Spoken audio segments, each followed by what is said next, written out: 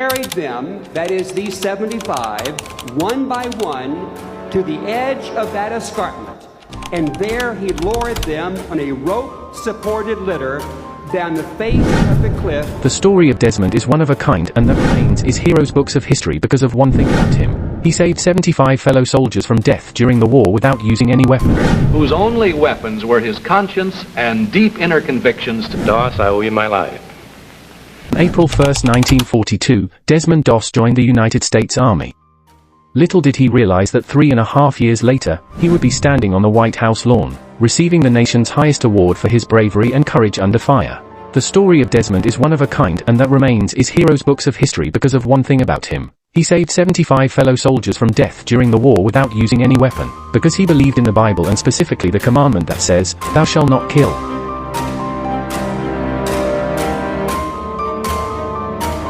Of the 16 million men in uniform during World War II, only 431 received the Congressional Medal of Honor. One of these was placed around the neck of a young Seventh-day Adventist, who during combat had not killed a single enemy soldier. In fact, he refused to carry a gun. His only weapons were his Bible and his faith in God.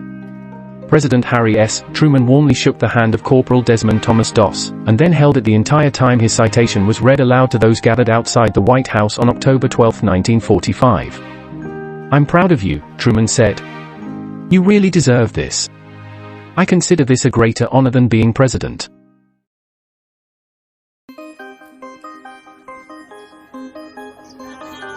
The journey that had brought young Desmond to this day had been a challenging one.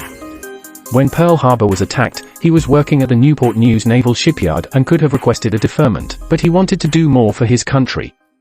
Unlike Doss, who volunteered and wanted to serve in WW2 as an unarmed medic, while he could have easily have been exempt due to his long-time Seventh-day Adventist church membership, some pacifists prefer not to serve at all, usually relying on saying that they don't want to do anything to help the war effort, not even saving lives of soldiers. What those pacifists more often object to is not so much killing others as they object to risking their own life to help others. Same with Richard Nixon. With his Quaker church membership, he could easily have evaded service in WW2, but he chose to serve. Belonging to a pacifist church seemed to have been one way out, although Jehovah's Witnesses didn't fare too well, most going to prison, and the Seventh-day Adventists only got out by a side deal to allow the government to do medical experiments on them. Not the best or most popular alternative service. Oddly, when Ben Carson was running for president, no one questioned whether his Seventh-day Adventist membership would conflict with being commander-in-chief. Same with Quaker Herbert Hoover.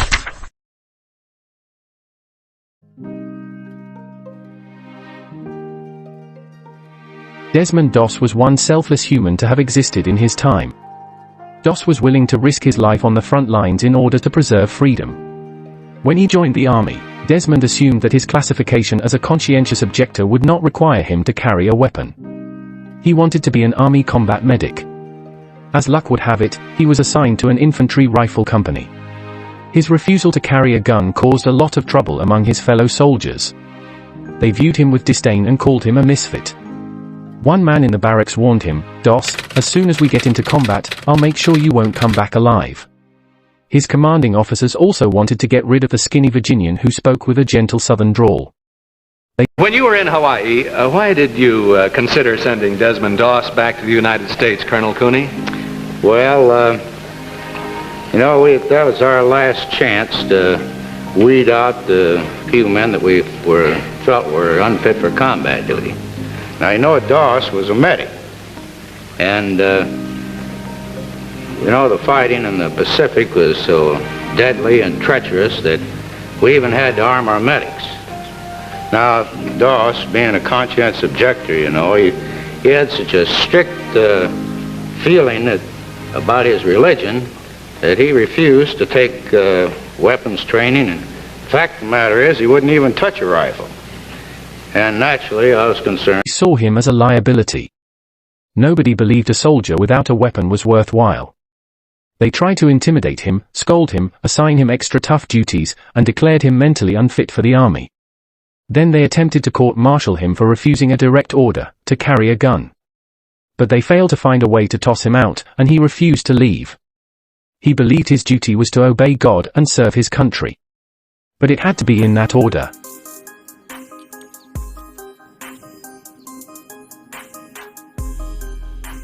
Desmond had been raised with a fervent belief in the Bible. When it came to the 10 Commandments, he applied them personally. During childhood his father had purchased a large framed picture at an auction. It portrayed the 10 Commandments with colorful illustrations. Next to the words, "Thou shalt not kill," was a drawing of Cain holding a club and standing over the body of his dead brother Abel. Little Desmond would look at that picture and ask, why did Cain kill Abel? How in the world could a brother do such a thing? In Desmond's mind, God said, "If you love me, you won't kill." With that picture firmly embedded in his mind, he determined that he would never take life. However, there was another commandment that Desmond took just as seriously as the 6th. It was the 4th commandment. His religious upbringing included weekly church attendance, on the 7th day. The army was exasperated to discover that he had yet another personal requirement. He asked for a weekly pass so he could attend church every Saturday. This meant 2 strikes against him. His fellow soldiers saw this Bible-reading Puritan as being totally out of sync with the rest of the army. So they ostracized him, bullied him, called him awful names, and cursed at him. His commanding officers also made his life difficult. Things began turning around when the men discovered that this quiet, unassuming medic had a way to heal the blisters on their march-weary feet, and if someone fainted from heat stroke, this medic was at his side, offering his own canteen. Desmond never held a grudge. With kindness and gentle courtesy, he treated those who had mistreated him. He lived the golden rule, do to others what you would have them do to you, Matthew 7 verse 12.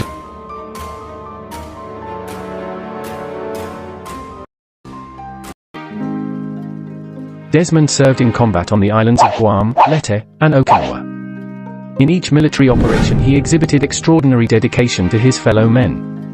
While others were taking life, he was busy saving life. When the cry, "Medic," rang out on the battlefield, he never considered his own safety. He repeatedly ran into the heat of battle to treat a fallen comrade and carry him back to safety. All this, while enemy bullets whizzed past and mortar shells exploded around him. Several times, while treating a wounded soldier, Desmond was so close to enemy lines, he could hear the whispering of Japanese voices. In May 1945, as German troops were surrendering on the other side of the world, Japanese troops were fiercely defending, to their last man, the only remaining barrier, Okinawa and the Maeda Escarpment, to an Allied invasion of their homeland. The men in Desmond's division were repeatedly trying to capture the Maeda Escarpment, an imposing rock face the soldiers called Hacksaw Ridge. After the company had secured the top of the cliff, the Americans were stunned when suddenly enemy forces rushed them in a vicious counterattack. Officers ordered an immediate retreat. Soldiers rushed to climb back down the steep cliff. All the soldiers except one. Less than 1/3 of the men made it back down. The rest lay wounded, scattered across enemy soil, abandoned and left for dead, if they weren't already.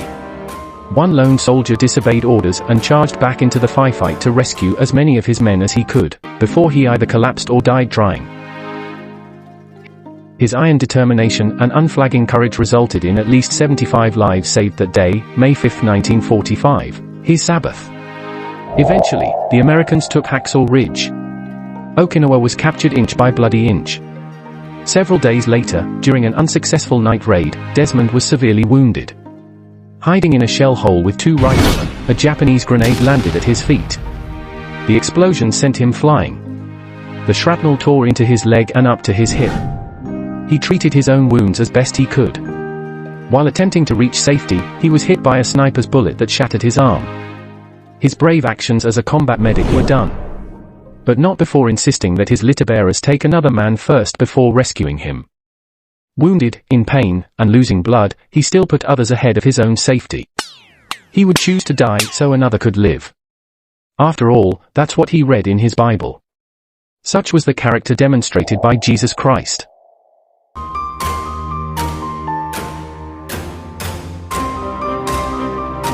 Carried them, that is these 75, one by one, to the edge of that escarpment, and there he lowered them on a rope-supported litter down the face of the cliff to friendly hands.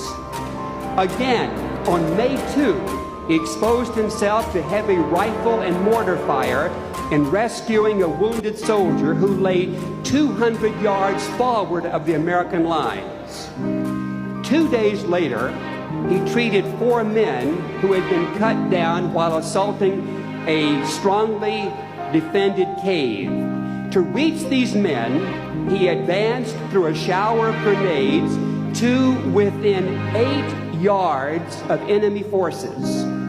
There he dressed their wounds, then made 4 separate trips under fire to evacuate them. On May 5, he braved enemy shelling and small arms fire to assist a wounded artillery officer. He applied bandages and moved his patient to a safe place. And while artillery and mortar shells fell close by, he painstakingly administered plasma. In addition to his Medal of Honor, Desmond Doss received a Bronze Star for valor with 1 oak leaf cluster, signifying he received 2 Bronze Stars, a Purple Heart with 2 oak leaf clusters, signifying he received 3 Purple Hearts, the Asiatic Pacific Campaign Medal with 3 Bronze Stars, and Beachhead Arrowhead, signifying he served in 4 combat campaigns including an amphibious landing under combat conditions, the Good Conduct Medal, the American Defense Campaign, and the not-so-common Presidential Unit Citation given to the 1st Battalion, 307 Inf. 77th Infantry Division for securing the Maida Escarpment. The Medal of Honor was established during the Civil War under President Abraham Lincoln in 1862. The 100th anniversary in 1962, the other recipients of that award selected Desmond Doss to represent them at a White House ceremony. He had a pleasant chat with President John F. Kennedy. Apart from the state commendation and medals, a lot of people and companies also appreciated Desmond Doss at various capacities. Well, we know, Des, that you've been wanting to enlarge your little log cabin. Cutting trees with your handsaw is rough work. Well, Joy has for you this Wright Super Rebel gasoline power saw that'll cut trees down in no time at all.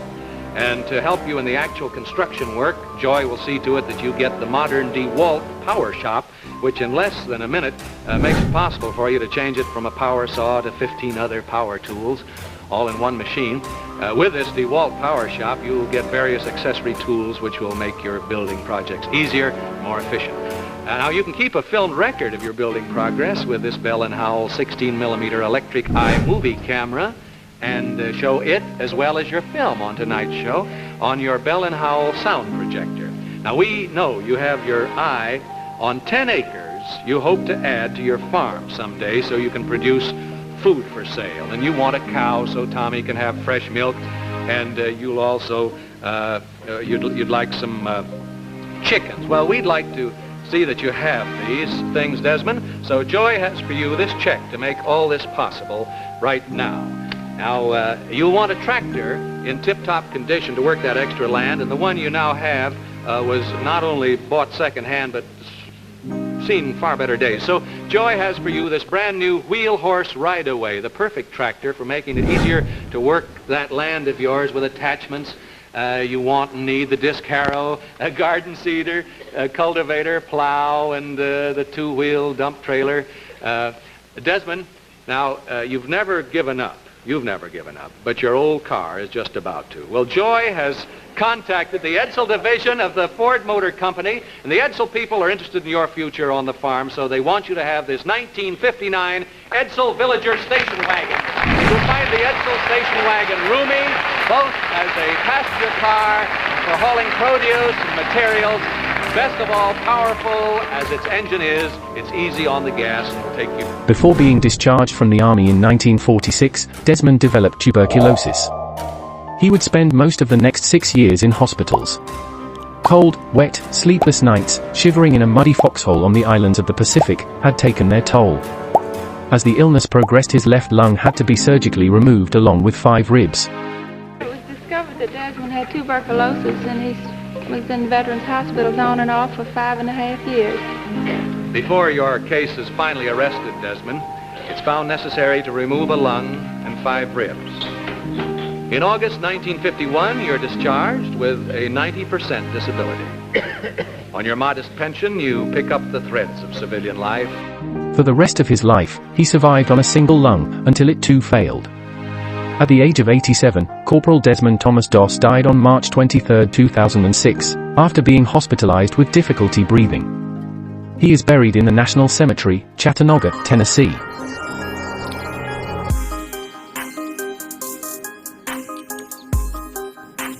Doss was a Medal of Honor recipient for saving endless lives of his fellow soldiers, all by risking his own life without even a weapon to defend himself. If he did anything bad in his life, we can overlook them. If it's not substantial, we don't even want to know. Thanks for being great and watching till the end. Please like this video and subscribe for more incredible real stories that actually happened. Cheers!